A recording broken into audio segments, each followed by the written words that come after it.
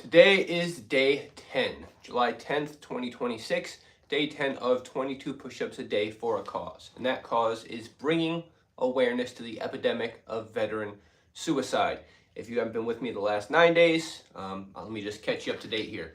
Each day we've been talking about different ways that we can help veterans, or if you are a veteran, that you can be helped to deal with anxiety, stress, depression, any of those things that lead and feed into this epidemic of veteran suicide. So today on day 10, I want to talk about sleep.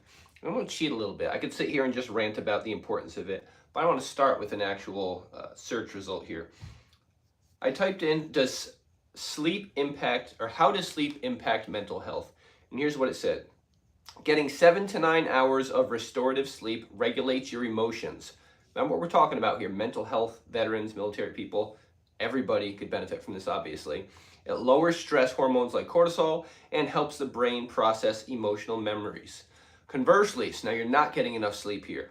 Insufficient sleep impairs your prefrontal cortex, leaving you vulnerable to, ready, irritability, brain fog, and exacerbated symptoms of anxiety and depression.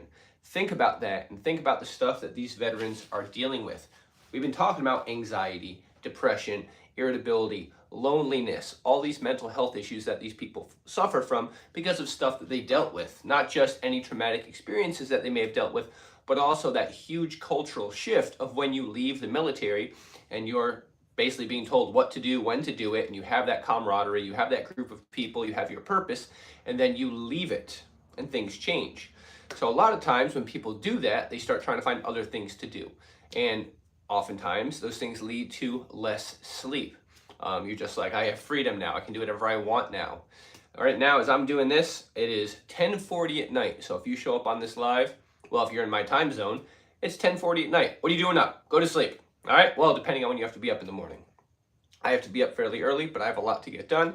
So I'm not getting nearly enough sleep tonight, but it happens sometimes.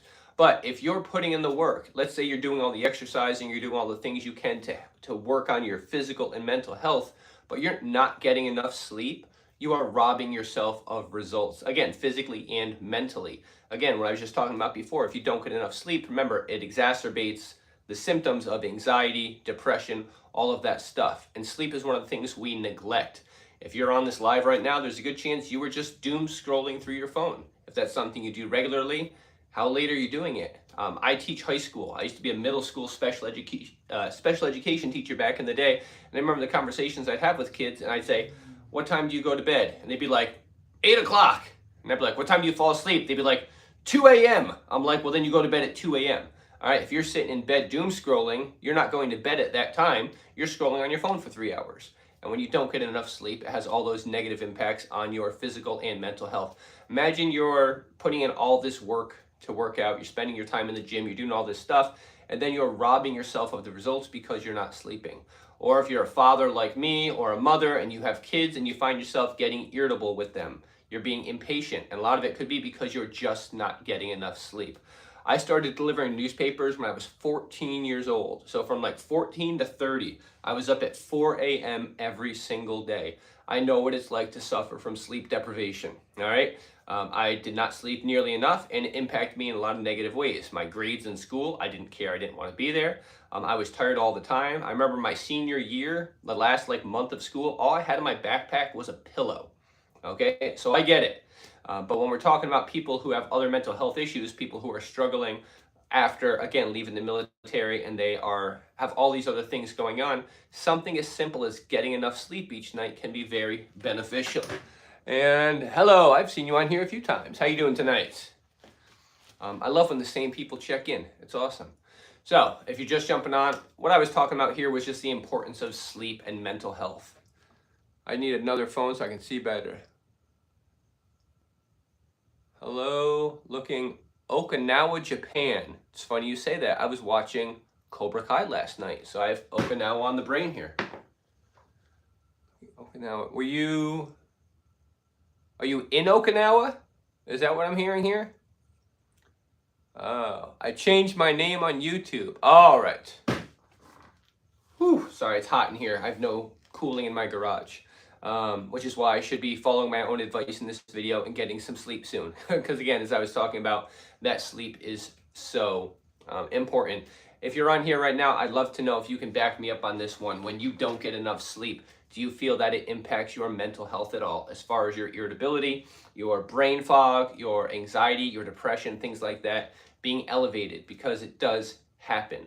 And as I was saying, that's one of those simple things you can fix. So today, as I've been doing every day, I'm going to knock out my first 22 push-ups with you. If you want to do them with me, please be my guest. Remember, we are doing those to bring attention to the 22 veterans that commit suicide each day, and we're doing it every day this month, all of July. I'd love it if you spread the word, get some people involved, and maybe take some advice from the things I'm saying and contribute your thoughts, because again, this isn't just about doing the push-ups, it's about getting attention to the epidemic, to the problem.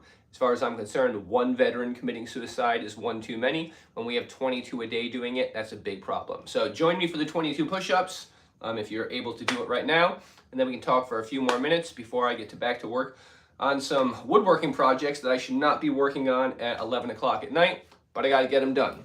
So if you're able to, 22 push-ups, and then we'll keep talking a little bit. Again, one push-up for each veteran that takes their life each day, which is sad that this is something we have to talk about. 1, 2, 3, 4, 5, 6, 7, 8, 9, 10, 11, 12, 13, 14, 15, 16, 17, 18, 19, 20, 21, and 22. Whew, I need an air conditioner in here. Good Lord.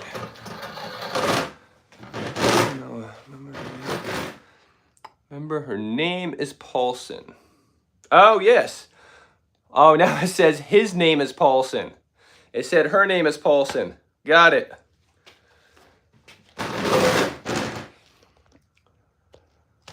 I'm picking up what you're putting down now. I got you. Okay. Did anybody actually just join me for the 22 push-ups? I'm just curious. Or if you're just watching me do them and laughing at me like, why is this guy doing these push-ups? 1 second to catch my breath. It's hot in here. All right, so back to what I was saying here. I'll finish up talking about, again, what I've been saying this whole time. Don't neglect sleep. If you're a veteran, this is important.